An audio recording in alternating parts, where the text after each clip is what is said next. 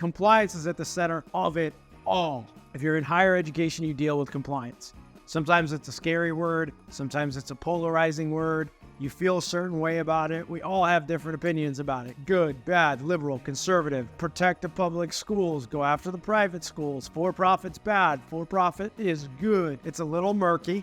It's a lot clickbaity. You got to be able to decipher what is real, what is not, what impacts you, what doesn't impact you.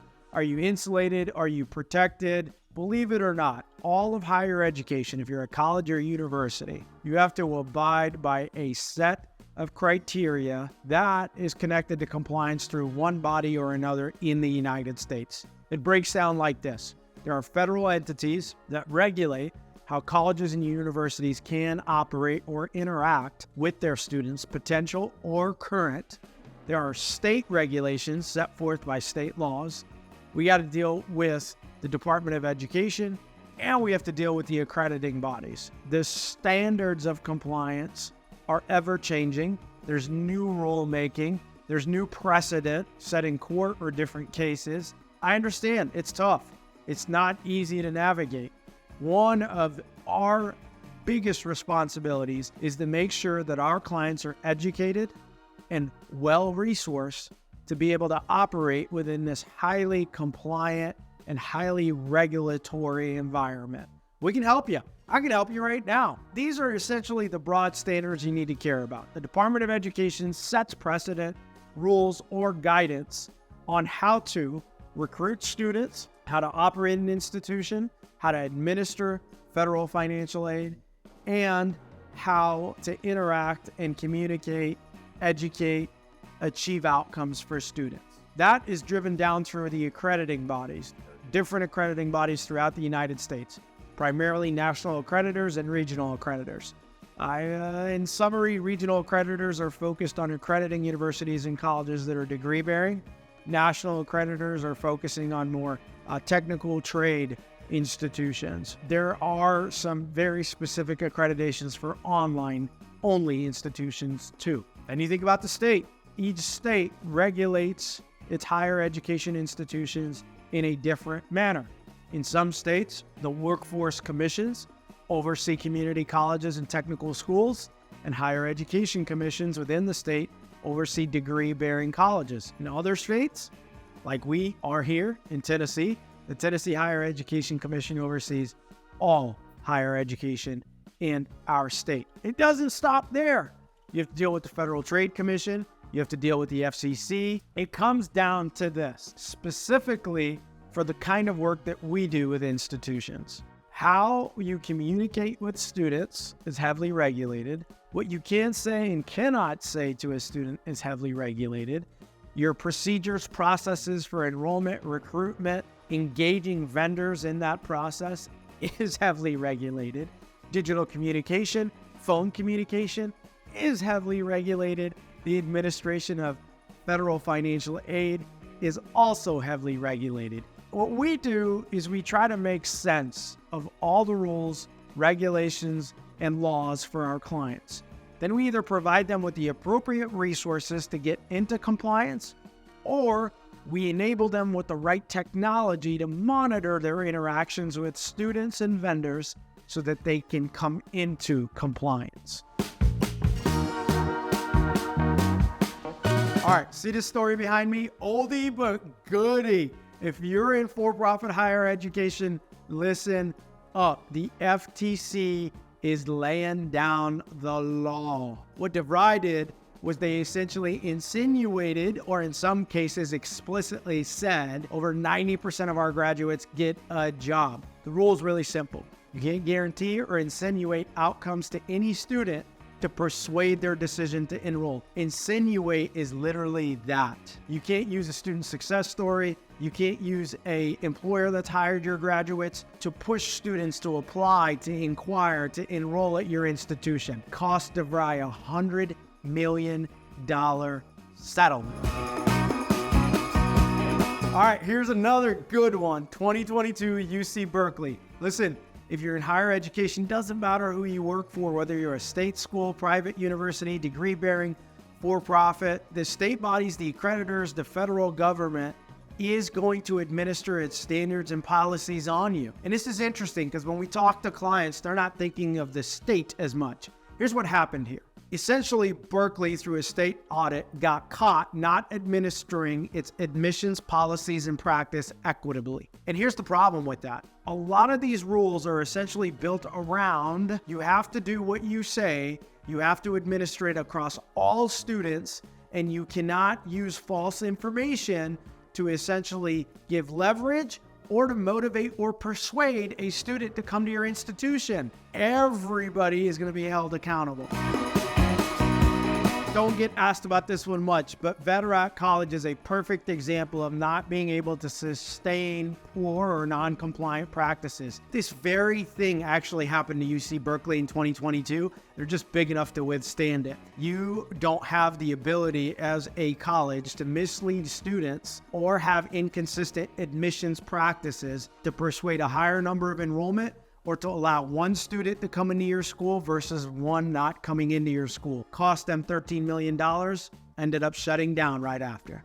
All right, we get this one a lot. What happened to ITT? Here's the thing I want you to understand. We are the biggest proponents and fans of higher education. Public, state, private, for-profit, it does not matter. We truly believe that most institutions set out to improve the outcomes of the lives of their students. ITT essentially got caught not adhering to rules and regulations that say you cannot guarantee, provide false information, or insinuate that a student is going to achieve a certain outcome when you can't deliver on it. And the reality is this: you can't guarantee that to any student.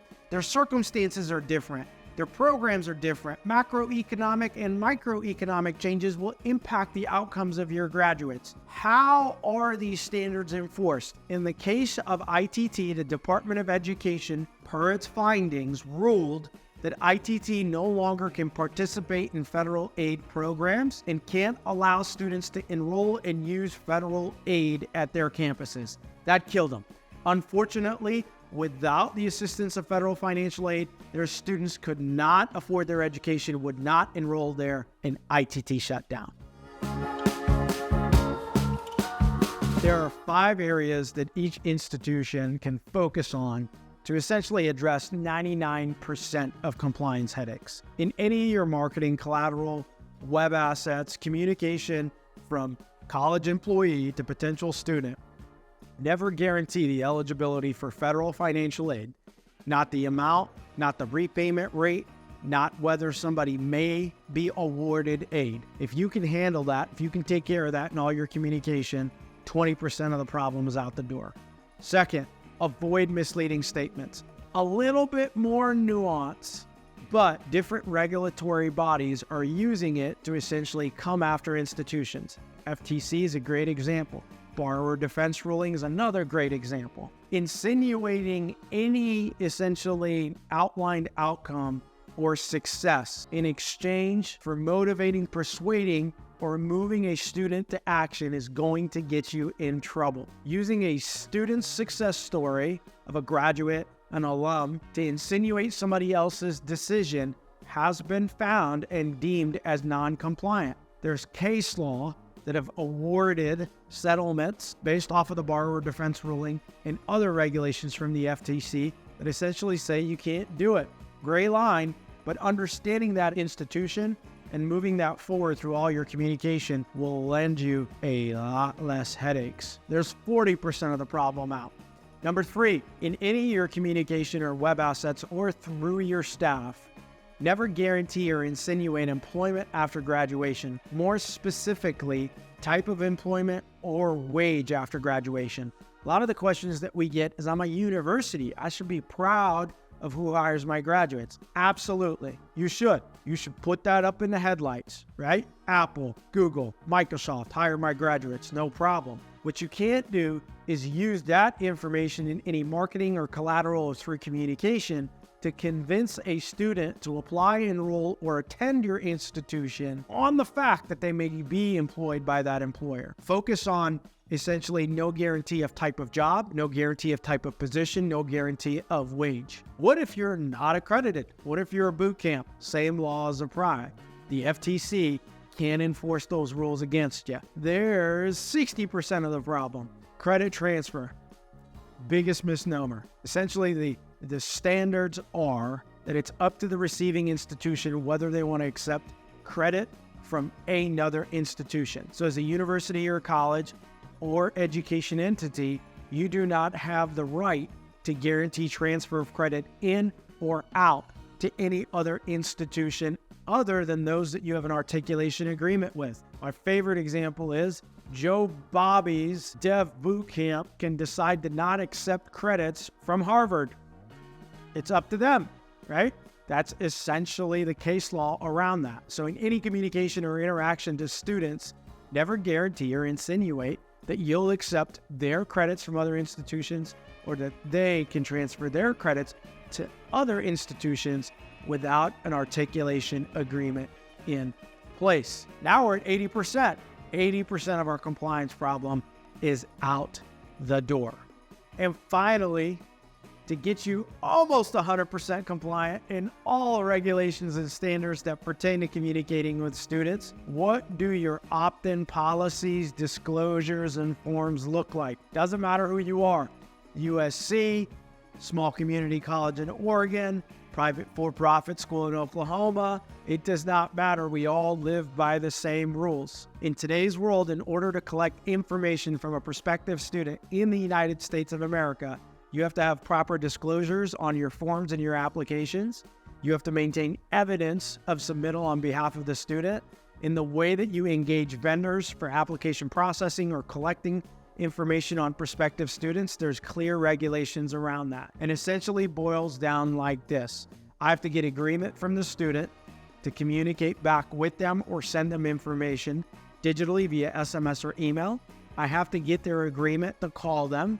And if you use auto dialers, I have to clearly and explicitly say that. And finally, I have to make it clear to that student that when they apply or inquire for information from me, it's only from me. And you no longer have the right to give that student's information to another entity for them to prospect them. Vendor, partner institution, we've lost that right. The bow on top of this, okay, is that you have to have clear evidence of opt-in. I have to show where the student opted in, and pretty soon, if we're not already there, it's going to be the responsibility of the institution to store a digital imprint of when that person actually clicked that button to inquire or apply. Whoop! Throw that in there. We're almost at 100%. Focusing in these 5 different areas will address most of your compliance nightmares. Catch instances of non-compliance. Coach them up, train them up, get compliant.